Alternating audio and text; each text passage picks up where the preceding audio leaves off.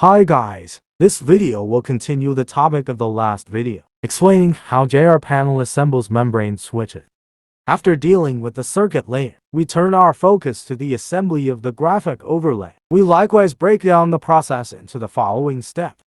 First, visual inspection. After getting the screen printed graphic overlay, we first visually inspect it to make sure there are no stains.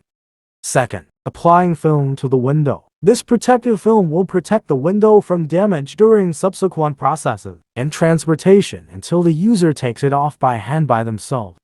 Third, punching positioning holes. We need to punch positioning holes in this layer to facilitate the subsequent assembly, so as to avoid deviations to the greatest extent possible. Fourth, key embossing. As shown in the video, we use the positioning holes to place the graphic overlay under the hydraulic press. After pressing, the key area will bulge, usually 0.3 to 0.5 millimeters high above the surface. At this moment, all the prerequisite work before assembly has been completed, and the assembly can be formally started. First, combining circuit layer and graphic overlay.